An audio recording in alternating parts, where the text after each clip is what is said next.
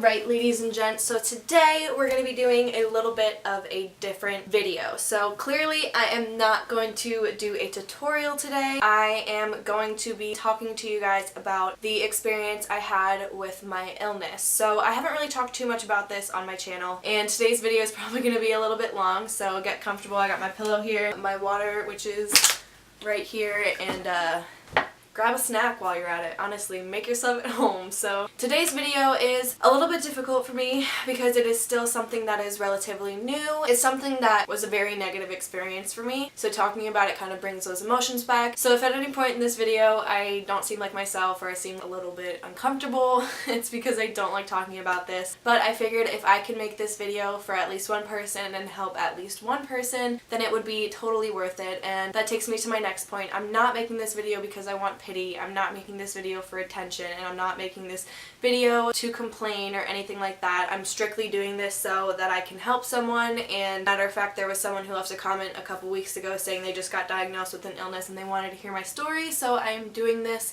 to help anyone out there who this can help. So I have my phone here, I gotta get my notes out. I had an autonomic nervous system disorder, also known as dysautonomia. The illness that I had is called POTS, and it stands for postural orthostatic tachycardia syndrome. So basically, that is a mouthful, I know, but so with POTS, the most common symptoms are feeling lightheaded, feeling dizzy, being nauseous, you can faint, it makes you tired, it causes all kinds of bodily pains like chronic pain. I also got chronic fatigue and chronic migraine because of this. It can also cause you to have an insensitivity to heat. I don't do well in heat in general, but I can remember like when I would be out in the summer or anything like that, like I could literally feel like my blood vessels expand, if that makes sense. I could feel like my heartbeat in my fingers and stuff like that. It was like really weird. It can cause anxiety, it can cause tingling sensation. There's a lot of symptoms that goes along with POTS. The main ones that I experienced, I describe it like the flu on steroids. So very nauseous, very dizzy, very lightheaded, extremely tired. I was getting migraines at least 4 to 5 times a week. Just overall did not feel well. My appetite was all over the place. So I was like, I could eat normally, and then other times I just was not even close to being hungry. Basically how this all came about is I was at a volleyball tournament one weekend, and it was like a 3-day long tournament, and we had to travel for it, so it was like a tiring weekend. Everyone had gotten sick, so had I, and I had just gotten a little bit more sick than everyone else, and I just didn't seem to be getting better. So I was first diagnosed with walking pneumonia because I was so exhausted, and when I got a blood test done and it came up as microplasma, which is another medical term from walking pneumonia. So I got sick with that, and I was really tired and I didn't feel well, but when I should have been getting better, I just wasn't. The time was up where it's like, okay, you were sick, you had your antibiotic, you should be feeling better, and I just was not getting better. So we went back to the doctor, and they basically said, listen kid, we don't know what's wrong with you, go to a specialist. So thankfully I had a specialist in my area, and I went and she did a couple different tests on me and basically concluded that I had POTS. So the way she was able to tell that is when a patient has POTS, when you are laying down to when you stand up, your heart rate increases by at least 30 beats. So normally your heart rate is around 60 beats per minute, and when I was resting, mine would be at about 90. My heart beating at over 100 beats a minute, I should be out of breath. So that became my new normal, just not feeling well every single day, feeling constantly sick and weak and fatigued, and having my heart racing. I would get palpitations and things like that. At one point they fitted me with a heart monitor because I was at the doctor. I would go every like 2 weeks in the beginning. When it was in the worst parts, I would go like every 2 weeks. And they took my heart rate after I walked back and down the hallway, and my heart rate was at 248, which is very high, and it hovered there for about a minute, and then it dropped down to about 180, hovered there again for about a minute, and then it dropped back down to about like 100 beats a minute, which like I said was normal for me. So that was really weird. That was literally out of nowhere. Like I said, I went to a cardiologist afterwards and got fitted with a monitor overnight and all that kind of stuff, and everything came back normal as far as a POTS patient goes. So there was nothing wrong internally with my heart. It was just the illness that I had was causing my heart to just be insanely elevated. So that was, I freaked the whole nurse team out that day, needless to say. Another part of this, like I explained earlier, is migraines, headaches, and I got chronic migraine because of this. So that means I was getting multiple migraines a week. I would usually have at least 4 to 5. I can remember at one time having a migraine for over 2 weeks long, which is very exhausting. and very painful. I was in and out of the hospital so often, in the emergency room I should say. I was in and out of the emergency room so often with migraines and with my illness in general that they literally knew me.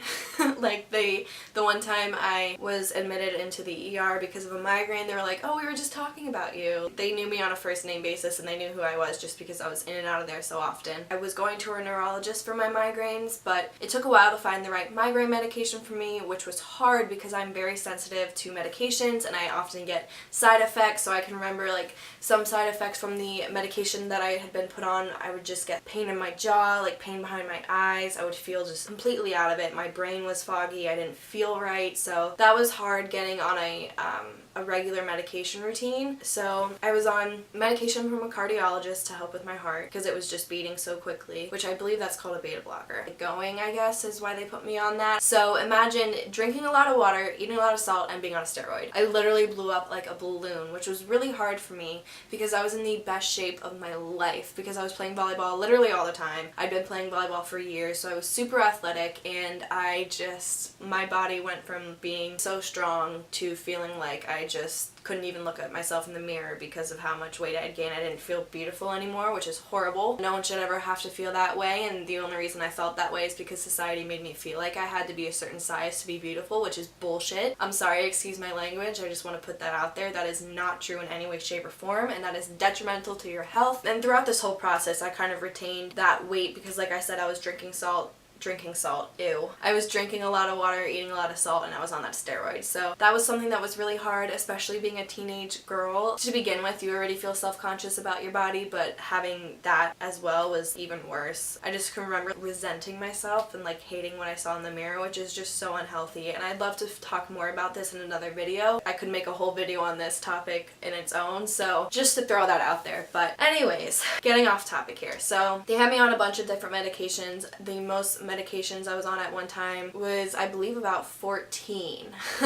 14 different prescription pills. So that was just so much medication in my body. I mean, I was 14, 15. That is a lot to have in your body at one time. So that was not fun because, like I said, there were a lot of side effects that came along with that, and that was really rough. So let's see where we're at here. What was also hard was because obviously, because of everything I was going through, I couldn't play volleyball anymore, and I was taken out of school. And I was put into cyber school. So it was hard because cyber school sucked, okay? Like, it was not fun. Because of the program I had in my school district, I really basically was teaching everything to myself from the book. My school really couldn't have been worse to me throughout this whole process. They really made everything so much more difficult. They were horrible. They were just absolutely horrible. So having, you know, the stress of being sick and everything like that, but then having the stress of your school not being cooperative with you is very frustrating. So that just added so much more stress to the situation. Also, like I said, because I was out of school, my friends, or the people who I thought were my friends, just completely forgot about me, like out of sight, out of mind. So I basically went from having a pretty large friend group to having about like one friend. The main people that I spent the most time with and hung out with the most were at school. So when you're going through something like this, you already feel alone. However, losing all your friends really makes you feel even that much more alone because, you know, you look to your friends as a support system, you know, and I lost that. So that was really hard. I didn't understand why. Like, these people, did they not care about me? Like, did they just forget about me? Was it because I was like the sick girl? Like, I didn't get it. I didn't understand at the time. I was young, trying to make peace with everything and make sense of everything. It was just impossible because I truly believe everything happens for a reason. But at the same time, I'm someone who always tries to figure out, okay, what's the reasoning behind this? Why is this happening? Like, I look for a cause. There was really no rhyme or reason. Like I said, just out of sight, out of mind. And clearly these people weren't really my friends because your friends wouldn't just dip. You know, when things go bad, they wouldn't just leave. So that also taught me a good lesson because it made me realize that your true friends, they won't leave you. They will come and you will know when they're there because they will stick through you through everything. So I'm also really... Oh, it's raining outside. I have ADD, can you tell? Another thing I went through with this illness was having random pain. I can remember just having pain in my body for no reason other than it being a symptom of my illness. I can remember one time in particular, it only happened maybe 2 or 3 times throughout this whole process, but it would last about a week or so. I would get insane pain in my legs. I would lay in bed, have my legs elevated, I would be icing, I would be taking Tylenol, and if I moved my legs, the pain would come back. Like, they would only go away if I were completely still for like half an hour at least. It was really weird. It was painful to walk. It was worse at times than others, but when it was really bad, like, I just couldn't move because the pain was so bad. That was another weird thing, was just, like I said, having weird pain for no reason. I can just remember like my joints hurting and things like that. It can also cause your nails and your feet to turn blue because of poor circulation. Oh my god, just being so dizzy and so lightheaded all the time. That was probably the main symptom that I had. So the main symptoms that I really suffered with was the lightheadedness and the dizziness and the fatigue, and then like the migraines and things like that. So with the lightheaded and dizziness, even if I were just sitting on the couch and then I stood up, it would take me like a minute or two to acclimate from that change in your body system. I can't remember what it's called, but the way it works from how you're resting to when it's kicked into motion. In the mornings, because I was so tired and so weak and dizzy all the time, I would have to text her being like, hey girl, like, I'm up, like, can you come help me get out of bed? So she would have to come in and help me get dressed. She would have to walk me to the bathroom, stand outside of the bathroom just in case anything were to happen, and then walk me back to bed. That was pretty much my day. Literally spent all day, every day in bed, which sounds really nice, but it's not, because when you don't feel good and you're in bed because you're sick, it is not fun. Also, like, even just, like, I completely went from being someone who was independent to being completely dependent on my mom, because thank God she was a stay-at-home mom and she was so supportive and so caring and helping throughout this process. My whole family was, and I know you guys are watching this, so thank you guys so much.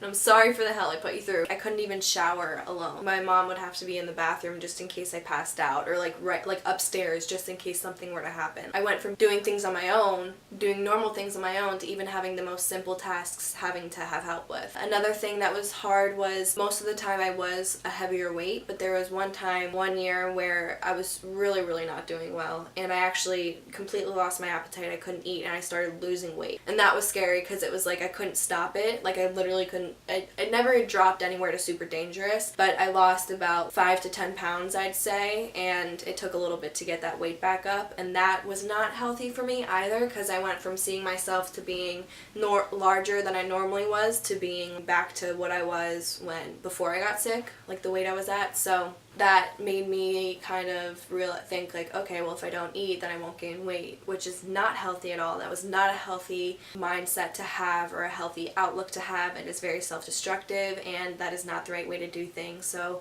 I could also make a video about this. This kind of goes along with the whole self-love topic. I had a very negative vision of myself. I saw myself in a very negative light for a very long time throughout this. Like I said, you're growing up, you're a teenage girl, and you're not looking like what you're used to looking like, and you don't feel comfortable in your own skin. That's hard. Everyone's been there. Everyone's felt uncomfortable and insecure, and so I know you guys can all like relate to that. Another thing that was hard about this was I suffered with severe anxiety and depression because of this. Naturally, not being able to play volleyball anymore, not being with friends anymore, being out of school, kind of just being taken out of the social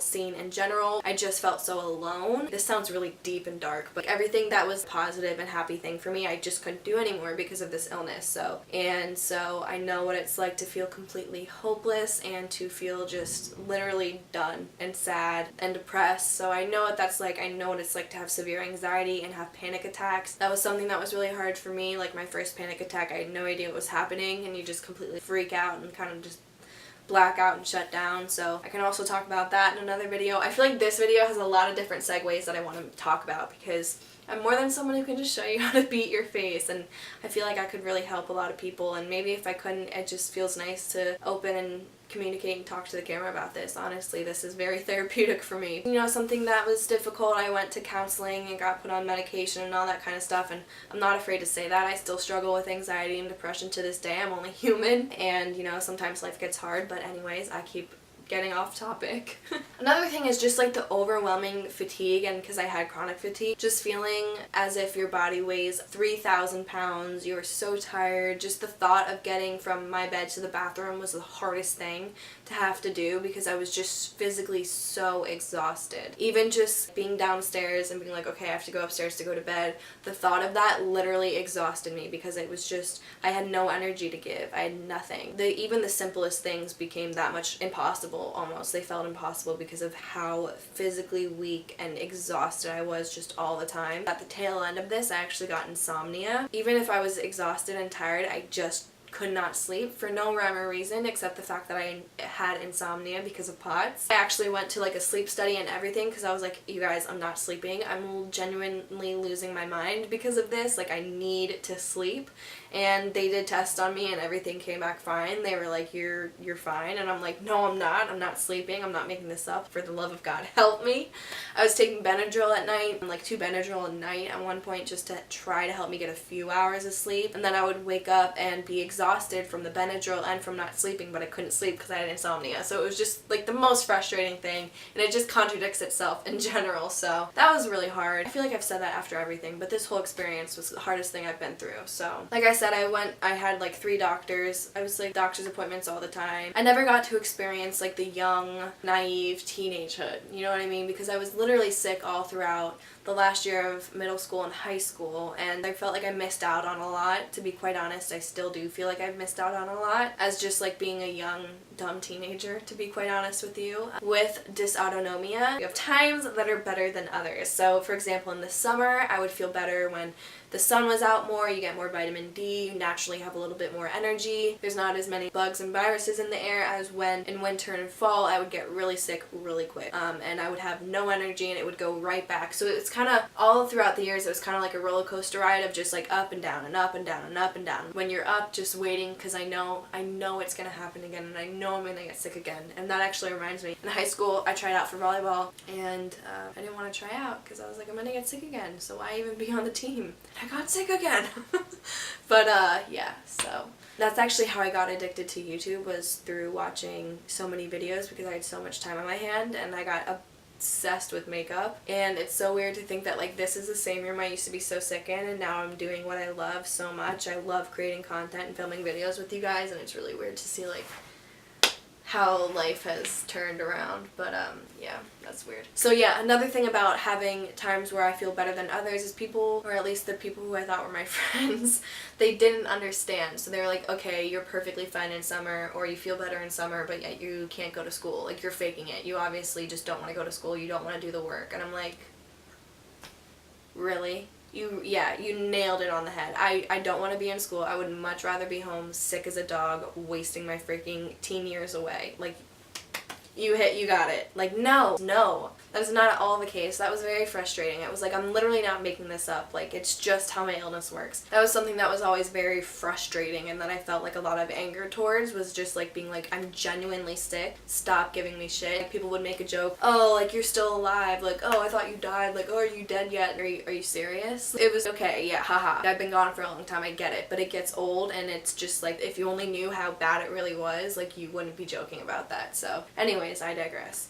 Another thing is when you get something like the common cold, it lasts twice or 3 times as long because your immune system is already down. So I would be sick, and like clockwork, every May I would get a sinus infection and walking pneumonia, and every September I would get a sinus infection and walking pneumonia. So it was like those turn of the season times where you're kind of like transitioning from one season to the next. For some reason, something did not agree with me. My body did not like it. My immune system was already down, and I would be sick for about a month with the walking pneumonia and the sinus infection. That was horrible. I could know it like clockwork. I was like, I'm sick, just give me the antibiotic. Do I even have to come in? Because I genuinely know what it is. This has been happening for the past 4 years. Yeah, I think I've covered it all. My mind genuinely is like all over the place right now, and I really hope I covered it all because this is the second time I've tried to film this video for you guys. I feel like I can never really be satisfied with this because it's so hard to cover like 4 years of my life, 4.5 years of my life in a like 15-minute video. So anyways, I hope I covered this all. I do want to do more sit-down talk videos. I love the feeling of connecting with you guys and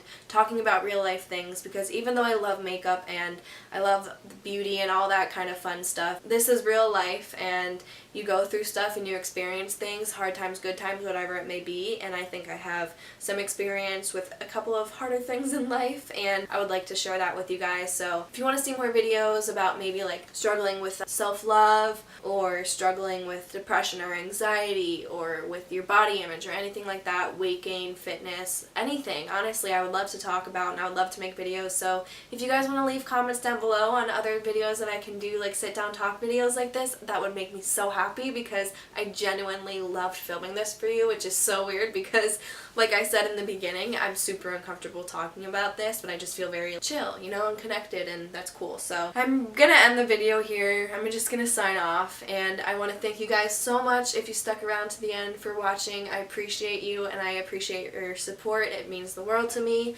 If you are not already subscribed to my channel, please click that subscribe button and the bell button so you can get notified when I upload, so you can see my videos. And feel free to follow me on social media and leave some comments down below. And I will see you guys in the next one.